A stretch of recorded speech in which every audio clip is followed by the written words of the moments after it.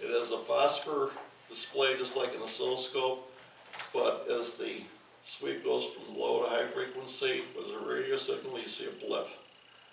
And we have a 1 megahertz radio signal here. This is the 1 megahertz radio signal on the spectrum analyzer. It's actually a little bit more like this. It kind of has dimensions to it, but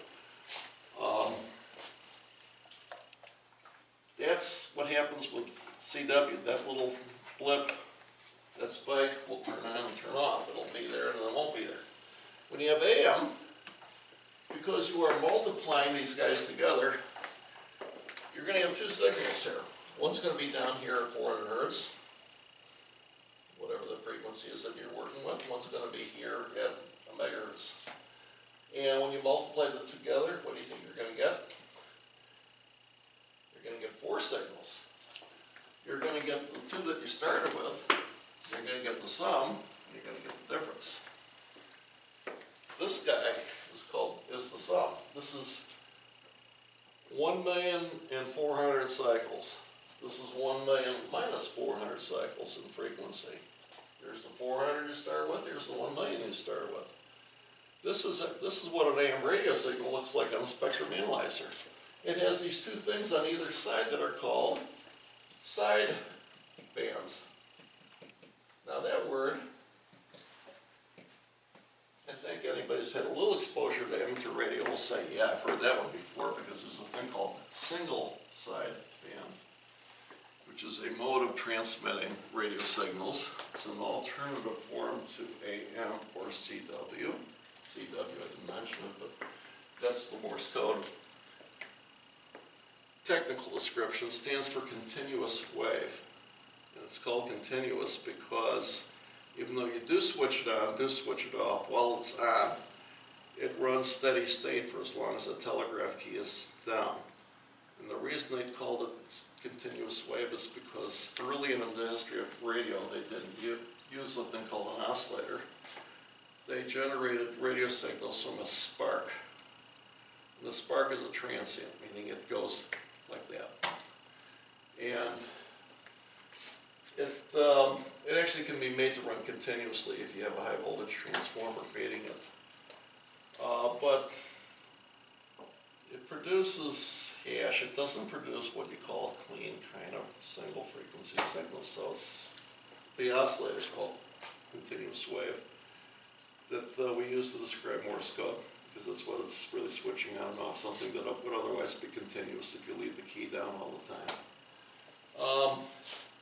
So CW is one mode, AM is another, and a third one that I talked about briefly is called single sideband, which really means you're going to take one of these 2 guys, transmit it, get rid of this, and get rid of that, which you can do with filters. And if you do that, all of the voice information you have here is what you had here, which means you don't lose anything. You just have to go through a certain processing cycle to get it back, to make it sound like your voice. Anybody that has listened to single sideband on the air can tell you that you have to be within 40, well, we were Motorola, we said, if you're not within about 40 to 45 hertz of the correct alignment of the receiver on the signal that you're trying to receive when you're receiving single sideband, you've got distortion. More simply put, you're going to sound like Donald Duck. It's very nasal. It'll sound just like that. You'll hear the syllabication of the voice, but you won't make out the words, because the receiver doesn't have a reference point to use, and the circuitry it was designed to work on, meaning the envelope, the big signal in the middle, isn't there for it to use for decoding.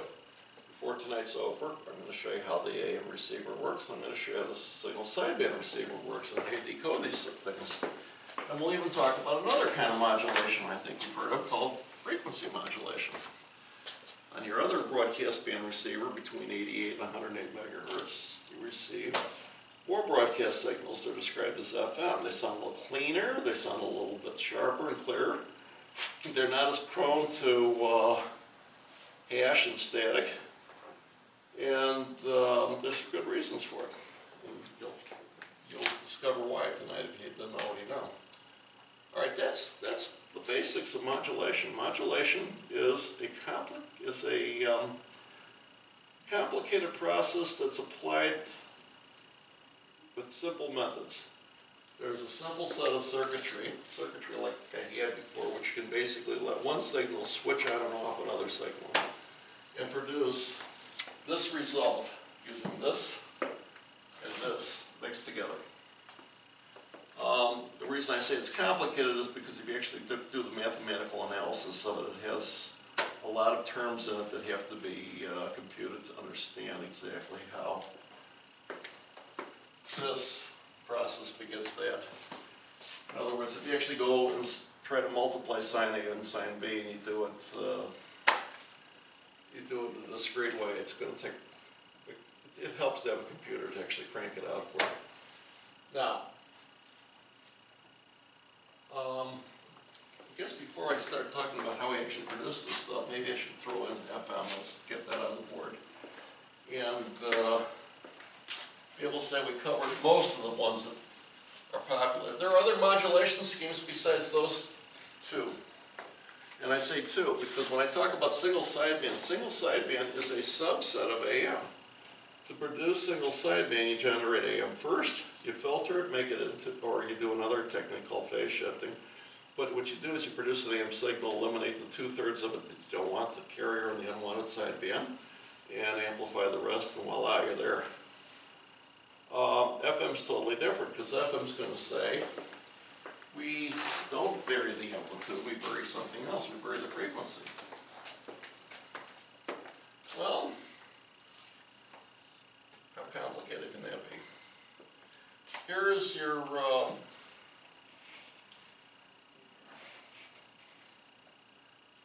here's your audio, and here's your radio. Actually, it would be a lot denser than that. I'm just trying to make a point of saying that's a lot faster than that by probably a factor of 10,000 or more. If the frequency is the same, all you're going to see is a single frequency here.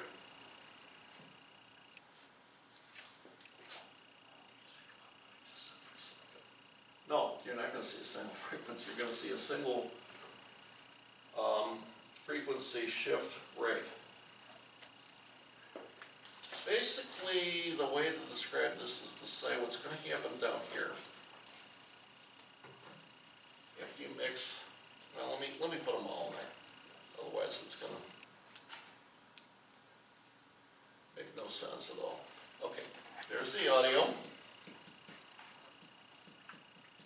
There's the radio.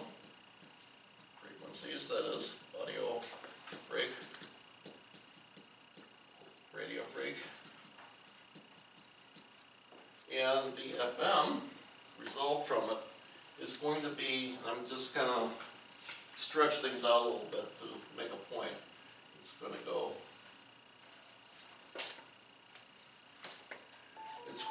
from high frequency to lower frequency to higher frequency to lower frequency. Let's hear the emergency. So detector needs battery. Code 1, ambulance 11, rescue 12, clear 1156. 1708 Chapel Court, an overdose. Code 1, ambulance 11, rescue 12, clear 1156. 1708 Chapel Court, an overdose. Overdose, oh, they handle those too. I'm going to pull in rescue 12, it's going to be sleeping pills. Alright, try booze, it works better. I shouldn't talk about that. What you're doing is you're basically making this go from a higher frequency to a lower frequency to a higher frequency to a lower frequency. In correspondence to the way this thing goes, from zero amplitude to maximum amplitude to zero amplitude to maximum negative amplitude. Now wait a minute, this is not quite as simple as you thought, right? Because here I'm talking about something that doesn't change in frequency. I'm just talking about a single tone here, but it changes in amplitude. But this thing changes in frequency. So with AM, you had an amplitude change in an audio signal, in fact, an amplitude change in a radio signal. Here you got an amplitude change in radio signal change a frequency in a radio signal. So now I have to introduce you to another concept. It's not just the frequency in an FM signal that makes it do what it does to convert your voice, your music, your whatever information you're transmitting, could even be data from a computer. It's two components. It's amplitude change and amplitude rate of change. When you listen to somebody's audio or music or just a single frequency, you're really looking at two things. You're looking at an amplitude change, 0 to positive, to 0 to negative, to 0 to positive, and you're looking at the rate at which it's doing it. So, I'm trying to think about a way to describe this. Okay, here's one way. You've got audio equipment at home, you listen to music on it, and it's got specifications to talk about what it can do. And it talks about a frequency response, a dynamic range. These are two different things. Dynamic range is amplitude. How low to how high in amplitude can you go? You want to listen to a symphony orchestra, there are very soft parts to it. And when the timpani's come banging down, or you're listening to the War of 1812 Overture, da-da-da-da-da-dum-bum-bum, the brass cannons go off, the amplitude goes up. But, more importantly, the sounds have frequency content. There's low frequency and high frequency components. So, you have to think in terms of not only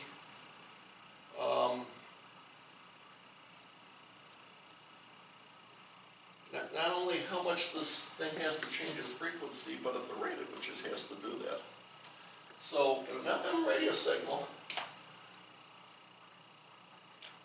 what you got here is, as a frequency plot would show, you got a center frequency here. And let's say that one's a megahertz as well. Seems to be a popular thing to talk about. Okay, it's going to go up and down in frequency in correspondence with the audio.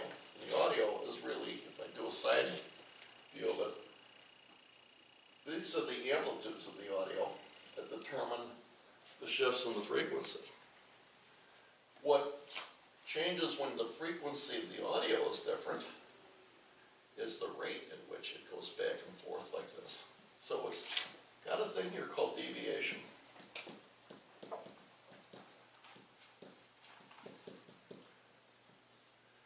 And it's got a feature of that called deviation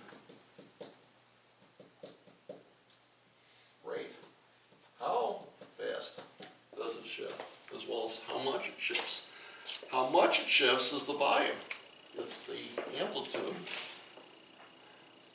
of this thing, the highest positive, the highest negative values. The rate at which it's shifting, the frequency, is the deviation rate.